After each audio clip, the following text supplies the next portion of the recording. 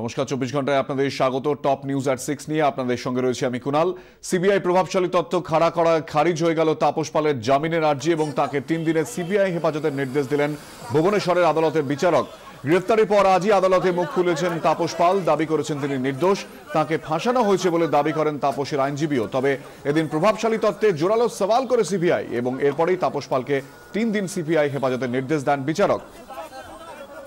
আমাদের প্রতিনিধি বিক্রম দাস এই মুহূর্তে আমাদের সঙ্গে সরাসরি রয়েছেন ভুবনেশ্বর থেকে। বিক্রম, যেটা জানা যাচ্ছে ইতিমধ্যেই তাপস পাল তিনি কোর্ট চত্বর থেকে বেরিয়ে গিয়েছেন।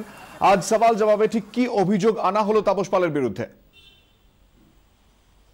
দেখো, রোজভ্যালি কাণ্ডে ধৃত তৃণমূল সাংসদ তাপস পালকে আজ ভুবনেশ্বরের সিবিআইয়ের বিশেষ আদালতে পেশ করা হয়। সেখানে একদিকে যখন তাপস পালকে প্রথমেই ম্যাজিস্ট্রেট জিজ্ঞেস করেন যে তার কিছু বলার আছে কিনা, তাপস পাল কিন্তু বলেন যে তিনি নির্দোষ এবং তারপর যখন তার আইনজীবীরা সওয়াল করতে ওঠেন তখন বলা হয় যে কেন্দ্রীয় সরকারের তরফে ভিন্ডিকটিভ অ্যাটিটিউড নিয়ে কিন্তু তাপস পালকে ফাঁসানো হয়েছে এবং এই কেসে তাকে গ্রেফতার করা হয়েছে। অপরদিকে সিবিআইয়ের আইনজীবীরা কিন্তু যেটা দাবি করেন, চাঞ্চল্যকর দাবি করেন তারা, যেই খবর আমরা আজকে সকাল থেকেই দিচ্ছিলাম আমাদের দর্শকদেরকে, যে সম্প্রতি 2016 সালের জুলাই মাসে সিবিআই গোপন সূত্রে খবর পাওয়ার পর ডিএলএফ বিল্ডিং এর একটি রোজভ্যালির অফিসে তারা হানা দেয়, সেখানে তল্লাশি অভিযান চালায় এবং সেখানেই কিন্তু একটি সিক্রেট কেবিনের হদিশ পায় সিবিআই আধিকারিকরা। সেই সিক্রেট কেবিন খোলার জন্য দেখার জন্য কিন্তু কার্যত দেয়াল ভেঙে ঢুকতে হয়েছিল এবং সেখান থেকেই বেশ কিছু নথিপত্র উদ্ধার হয়। সেখানে দেখা যায় যে তাপস পালের লেখা 2টি চিঠি পাওয়া যায়, যেটা কিনা তার সাংসদের একজন মেম্বার অফ পার্লামেন্টের যে লেটার হেড থাকে সেই লেটার হেডে লেখা। এবং সেখানেই যেটা জানা যাচ্ছে প্রথম চিঠিটি তিনি দিয়েছিলেন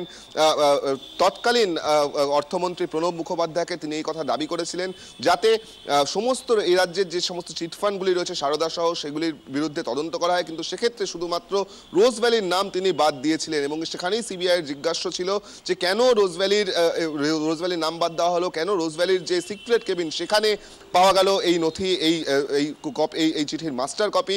এর পাশাপাশি ঠিক 5 দিন বাদে কিন্তু তাপস পাল আরও একটি চিঠি দিয়েছিল সেবিকে। সেই চিঠি দিয়েছিল অত্যন্ত চাঞ্চল্যকর অভিযোগ। তাপস পাল সেবিকে চিঠিতে বলেছিলেন যে তিনি রোজভ্যালির থেকে একটি জমি কিনেছেন এবং সেই জমি কেনায় কোনো গলত নেই, তো এই বলে তিনি জিজ্ঞাসা করেছিলেন সেবির আধিকারিকদেরকে। সিবিআই যেটা আজকে আদালতে দাবি করে যে সেবিকে কিন্তু এই চিঠি লেখাটা একেবারেই একটা বলা যায় যে ষড়যন্ত্র বা একটা চক্রান্ত। তার কারণ রোজভ্যালির হয়ে তিনি এই চিঠিটি লিখেছিলেন সেবিকে, যাতে রিয়াকশন দেখা যায় যে সেবি কি রিয়াকশন দেয়, অর্থাৎ যারা ইনভেস্ট করছে, যারা জমি কিনছে তাদেরকে কোনো সমস্যায় পড়তে হচ্ছে কিনা। এখানেই কিন্তু তারা যেটা মনে করছে তাপস পালের অ্যাক্টিভ রোল আছে এই মামলায়। এখন বিক্রম, তোমার কাছে ফিরবো এই মুহূর্তে, একবার আমরা শুনে নেব তাপস পালের আইনজীবী কি বলছেন।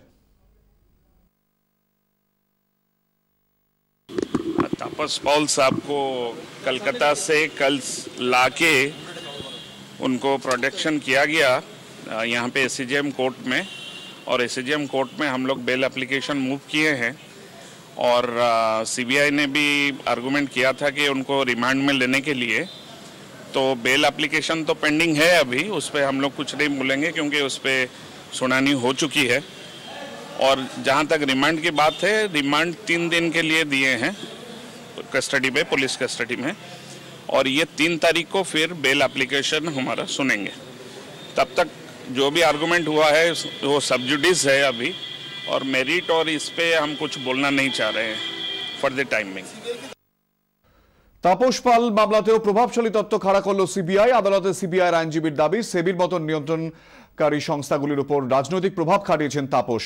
আমি এই বিষয়ে বিক্রম তোমার কাছ থেকে জানতে চাইবো যে ঠিক আবারও একবার সেই প্রভাবশালী তথ্য সামনে আনলো, কি বলা হয়েছে সিবিআই তরফ থেকে?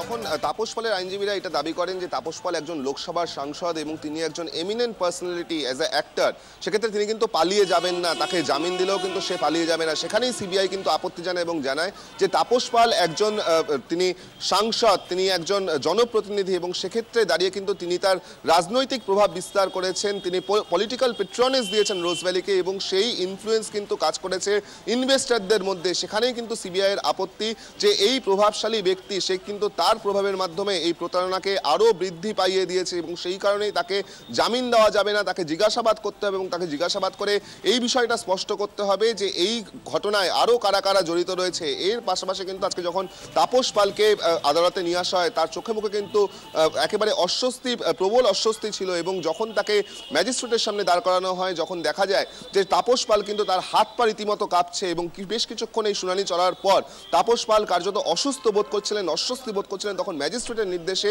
তাকে তার স্ত্রীর পাশে বসতে দেওয়া হয় এবং যেই মুহূর্তে তাপস পাল তার স্ত্রীর পাশে বসেন তিনি কিন্তু মাথা নিচু করে কার্যত কেঁদে ফেলেন এবং সেই অস্বস্তি ততক্ষণ দেখা যায় যতক্ষণ না তাকে আদালত থেকে বের করে নিয়ে যাওয়া হচ্ছিল। অর্থাৎ একটা বিষয় স্পষ্ট, যখন থেকে তাপস পালকে গ্রেফতার করা হয়েছে এবং যতক্ষণ না আদালত তাকে আগামী 3 তারিখ অবধি সিবিআই হেফাজতের নির্দেশ দিয়েছে ততক্ষণ কিন্তু দেখা গিয়েছে যে তাপস পাল ক্রমাগত তিনি অস্বস্তিতে রয়েছেন, তিনি কার্যত একটা আতঙ্কের মধ্যে রয়েছেন এবং তার চোখে মুখে কিন্তু যে অস্বস্তি সেটা কিন্তু বারবার ফুটে উঠছিল।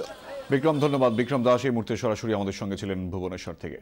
সিবিআই জালে তাপস পাল, যত এগোচ্ছে তদন্ত, ফাঁস হচ্ছে গোপন খবর, পুরনো সূত্র, নয়া তথ্য, একের পর এক চাঞ্চল্যকর মোড়। স্ক্যানারে তৃণমূল সাংসদের রোজ ভ্যালি হিস্ট্রি। তাপস পাল টলিউডের এক সময়ের চকলেট হিরো, ভিলেনদের ত্রাস, আজ নিজেই গড়াদের পেছনে।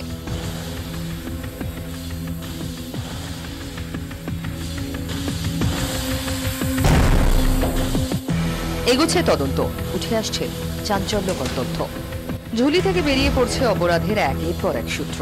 দাবি সিবিআই এর। এজন্য অবশ্য পিছিয়ে যেতে হবে কয়েক মাস। 2016 সালের জুলাই মাসে যখন সিবিআই আধিকারিকরা গোপন সূত্রে খবর পেয়ে ডিএলএফ বিল্ডিং এর একটি অফিসে হানা দেয় এবং সেখানেই দেওয়াল ভেঙে একটি সিক্রেট চেম্বারের তারা হদিশ পায়, সেই সিক্রেট চেম্বারের মধ্যেই কিন্তু তাপস পালের বিরুদ্ধে চাঞ্চল্যকর তথ্য প্রমাণ পাওয়া যায়, যেখানে সিবিআই সূত্রে আমরা জানতে পাচ্ছি যে তাপস পালের নিজের এমপির লেটার হেডে পাঠানো বেশ কয়েকটি চিঠির মাস্টার প্ল্যান পাওয়া যায়, মাস্টার লেটার পাওয়া যায়। সেই মাস্টার লেটারে কিন্তু যেটা উল্লেখ ছিল যে তাপস পাল চিঠি পাঠাচ্ছেন আরবিআই এবং ফিনান্স মিনিস্টারকে সমস্ত চিটফান্ডের বিরুদ্ধে ব্যবস্থা নেওয়ার জন্য, কিন্তু সেখানে শুধুমাত্র রোজ ভ্যালির নাম ছিল না। এখানেই সিবিআই জিজ্ঞাসা যে যেখানে তাপস পাল সমস্ত চিটফান্ডের বিরুদ্ধে ব্যবস্থা নেওয়ার জন্য চিঠি পাঠাচ্ছেন সেক্ষেত্রে রোজ ভ্যালির নাম কেন নেই, এবং যদি তিনি একজন সাংসদ হিসেবে এই চিঠি পাঠিয়ে থাকেন তাহলে সেই চিঠির মাস্টার কপি, মাস্টার লেটার কেন রোজ ভ্যালির সিক্রেট চেম্বারে ছিল, এই নিয়ে কিন্তু প্রশ্ন উঠছে। এবং এই প্রশ্ন যখন তাপস পালকে করা হয়, তাপস পাল কিন্তু কোনো উত্তর দিতে পারেননি। এখানেই শেষ নয়, উঠছে আরও একাধিক অভিযোগ। বেকায়দায় সাংসদ অভিনেতা। সিবিআই এর অভিযোগ, 1. সাংসদ পদে থাকার পরও রোজভ্যালির পরামর্শদাতা হিসাবে বেতন নিতেন তাপস পাল। 2. রোজভ্যালি সংস্থার ফিল্ম ডিভিশনের ডিরেক্টর হিসেবেও বেতন নিতেন তৃণমূল সাংসদ। 3. শুধু বেতনই নয়, মিলেছে উপরি পাওনাও। 4. রোজভ্যালি থেকে 10 কোটি টাকারও বেশি নগদ প্রাপ্তি হয় তাপস পালের। 5. বিভিন্ন ব্যক্তির নামে খোলা নানা অ্যাকাউন্টে নিজের টাকা সরিয়ে ফেলতেন। 6. সাংসদ পদের অপব্যবহার করে রোজভ্যালিকে সুবিধা পাইয়ে দেন।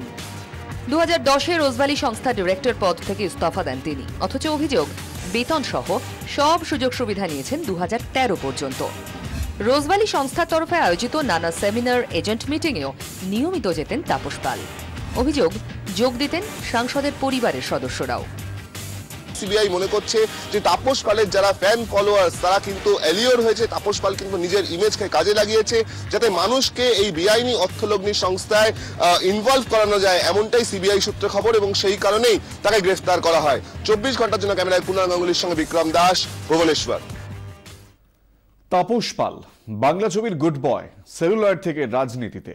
তবে গত কয়েক বছরেই হঠাৎ ইমেজ বদল।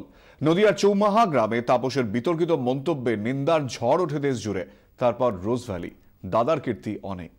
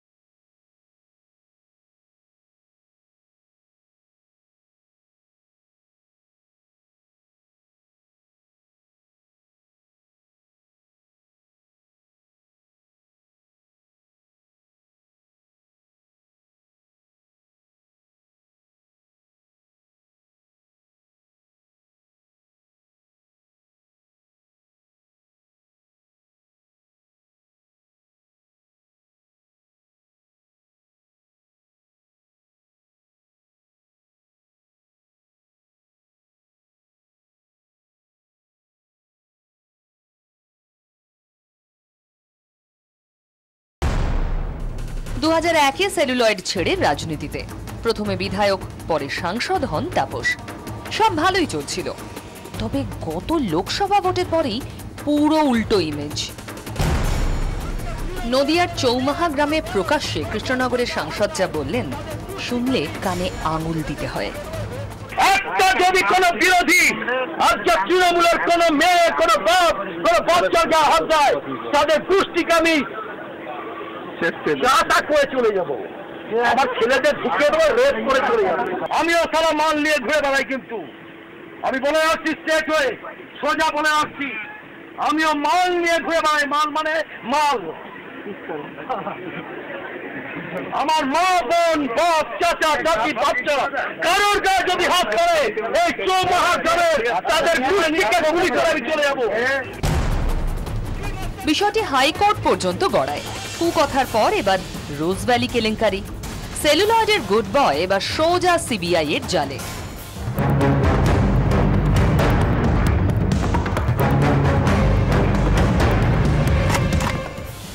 সব দেখে কেউ কেউ বলছেন, দাদা কি ছিলেন আর কি হইলেন। ব্যুরো রিপোর্ট, 24 ঘন্টা।